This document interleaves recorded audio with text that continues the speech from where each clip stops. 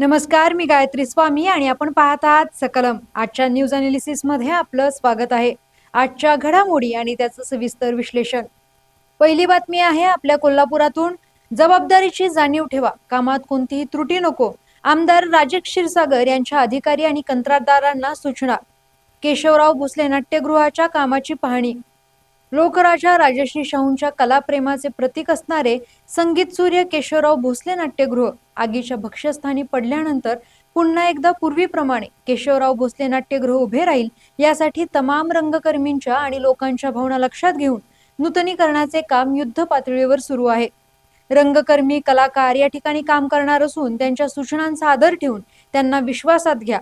जबाबदारीची जाणीव ठेवा. कोल्हापूरच्या अस्मिता असलेल्या या कामात कोणतीही त्रुटी राहता कामा नये अशा सूचना राज्य नियोजन मंडळाचे कार्यकारी अध्यक्ष आमदार राजेश क्षीरसागर यांनी आज कोल्हापूर महानगरपालिका अधिकाऱ्यांना दिल्या. केशवराव भोसले नाट्यगृहाच्या नूतनीकरणाच्या कामाची पाहणी आमदार राजेश क्षीरसागर यांनी केली. आमदार राजेश क्षीरसागर यांनी केशवराव भोसले नाट्यगृह हे पुन्हा एकदा पूर्ण क्षमतेने आणि पूर्वी असेल त्याप्रमाणेच उभे राहील यासाठी आपण कटिबद्ध असून सर्व नाट्यकर्मींनी यासाठी नियमित लक्ष देऊन वेळोवेळी सूचनाही केल्या आहेत. रंगकर्मींचा अनुभवाचा फायदा घेऊन नाट्यगृहाच्या कामास मूर्त स्वरूप द्या. वाढीव कामाच्या निधी मागणीचा प्रस्ताव ही तात्काळ शासनास सादर करावा. खासबाग मैदानातील झाडे तोडण्याऐवजी ते संवर्धन करण्याच्या दृष्टीने इतर उपाययोजना कराव्यात अशा सूचना आमदार राजेश क्षीरसागर यांनी दिल्या. कोल्हापूरच्या अस्मितेला साजेसे काम व्हावे ही सर्वांचीच भावना आहे. रंगकर्मींना अपेक्षित काम व्हावे त्या दृष्टीने त्यांच्या सूचनांवर योग्य अंमलबजावणी करून नियोजनबद्ध रीतीने काम सुरू असल्याने कामास थोडा कालावधी अपेक्षित आहे. पूर्वीप्रमाणे या ठिकाणी सुमारे 722 प्रेक्षक वर्गाची आसन क्षमता ठेवण्यात येणार आहे. यासह स्टेज साऊंड लाईट आदी अत्याधुनिक यंत्रणांचा वापर करण्यात येणार आहे. हे काम 1 मे पर्यंत पूर्णत्वास येईल याची खात्री संबंधित अधिकाऱ्यांनी दिली आहे. त्यामुळे येणाऱ्या महाराष्ट्र दिनी संगीत सूर्य केशवराव भोसले नाट्यगृहाचा लोकार्पण सोहळा पार पडेल अशी खात्री आमदार राजेश क्षीरसागर यांनी दिली. पुढील बातमी आहे दख्खनचा राजा ज्योतिबाचा डोंगर गुलालमय. लाखो भाविकांच्या उपस्थितीत चैत्र यात्रेचा सोहळा. पावसाची देखील हजेरी. दख्खनचा राजा श्री ज्योतिबाच्या चैत्र पौर्णिमा यात्रेच्या निमित्ताने अवघ्या ज्योतिबा डोंगर ज्योतिबाच्या नावानं चांग भलच्या जयघोषाने आणि गुलालाच्या उधळणाने नाहून निघाला. महाराष्ट्र कर्नाटक सह देशभरातील लाखो भाविकांचे श्रद्धास्थान असलेल्या वाडी रत्नागिरी येथे चैत्र यात्रेचा मुख्य सोहळा अत्यंत उत्साहात सुरू झाला. या मंगल प्रसंगी राज्याचे पर्यटन मंत्री शंभूराज देसाई यांच्या हस्ते मानाच्या सासनकाठ्यांचे विधिवत पूजन करण्यात आले.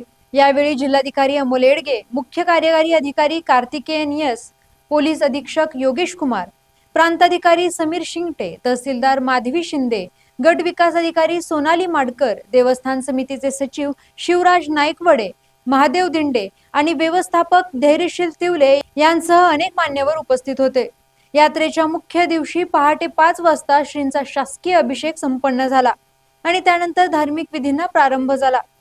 दुपारी 12च्या सुमारास मंत्री शंभूराज देसाई यांनी सासनकाठ्यांचे पूजन केल्यानंतर मिरवणुकीला दिमाखात सुरुवात झाली. या वैभवशाली मिरवणुकीमध्ये परंपरेप्रमाणे सातारा जिल्ह्यातील पाडळीच्या सासनकाठीला पहिला मान देण्यात आला. त्यापाठोपाठ पाटण तालुक्यातील मौजे विहे, कोल्हापूरची हिम्मत बहादूर चव्हाण, कोल्हापूर छत्रपती, मिरज तालुक्यातील कसबा डिग्रज, कागल तालुक्यातील कसबा सांगाव, सातारा तालुक्यातील किवळ आणि सांगली जिल्ह्यातील कवठे एकंद यासह एकूण 108 मानाच्या सासनकाठ्या ढोल ताशांच्या आणि हलगीच्या कडकडाटात सहभागी झाल्या होत्या. डौलाने नाचवल्या जाणाऱ्या या गगनचुंबी सासनकाठ्या आणि त्यावर होणारी गुलाल, खोबऱ्याची उधळण तसंच विजांच्या कडकडाटात बरसणारा पाऊस हे सर्व दृश्य भाविकांच्या डोळ्यांचे पारणे फेडत होते. प्रशासनाच्या वतीने यंदाची यात्रा प्लास्टिक मुक्त करण्यासाठी विशेष मोहीम राबवण्यात आली. भाविकांच्या सोयीसाठी डोंगरावर ठिकठिकाणी पिण्याच्या पाण्याचे टँकर, अन्नछत्र, सुसज्ज दर्शन रांग, पार्किंग व्यवस्था आणि आरोग्य सुविधा उपलब्ध करून देण्यात आल्या होत्या. संपूर्ण यात्रा परिसरावर सीसीटीव्हीच्या माध्यमातून नजर ठेवण्यात आली असून पोलीस प्रशासनाने चोख बंदोबस्त तैनात केला होता. तर जे भाविक उपस्थित राहू शकले नाही त्यांच्यासाठी लाईव्ह दर्शनाची सोयही करण्यात आली होती.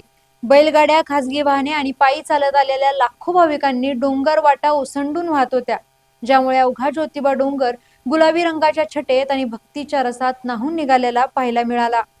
पुढील बातमी आहे लाडक्या बहिणींसाठी आनंदाची बातमी. EKYC दुरुस्तीला महिनाभराची मुदतवाढ. मुख्यमंत्री माझी लाडकी बहीण योजनेच्या लाभार्थ्यांसाठी राज्य सरकारने मोठा निर्णय घेतला आहे. ई-केवायसी दुरुस्तीची मुदत जी 31 मार्च रोजी संपणार होती ती आता 30 एप्रिल 2026 पर्यंत वाढवण्यात आली आहे.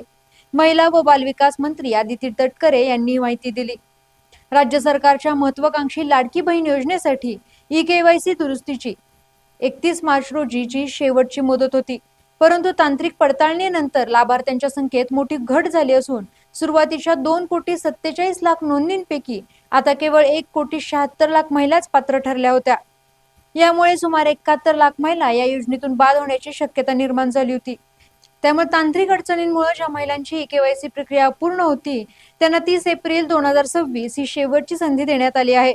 मुख्यमंत्री देवेंद्र फडणवीस, उपमुख्यमंत्री एकनाथ शिंदे आणि उपमुख्यमंत्री सुनेत्रा पवार यांच्या सूचनेनुसार हा निर्णय घेण्यात आला, अशी माहिती महिला व बालविकास मंत्री आदिती तटकरे यांनी दिली.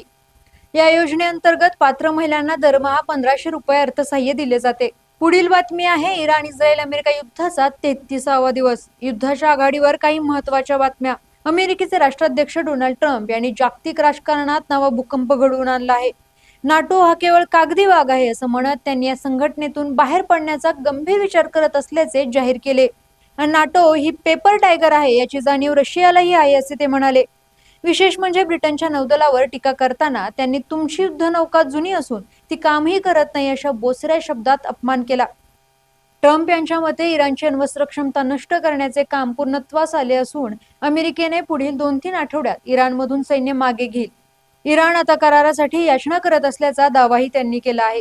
इराणच्या संसदेने ट्रम्प यांना सुनावले आहे की हॉर्मुझची सामुद्रधुनी नक्कीच उघडेल, पण अमेरिकेसाठी नाही. इराणमधील इंटरनेट सेवा अद्याप ठप्प असून इस्रायलने दक्षिण लेबनॉन आणि तेहरानमध्ये नवे हवाई हल्ले केले आहेत. इराणने कुवेत, कतार आणि UAE मधील इंधन टँकर्सना लक्ष्य केले आहे. जागतिक बाजारात कच्च्या तेलाचे दर 3% घसरून प्रति बॅरल $100 आसपास आले आहेत. धन्यवाद आणि पाहत रहा सकलम.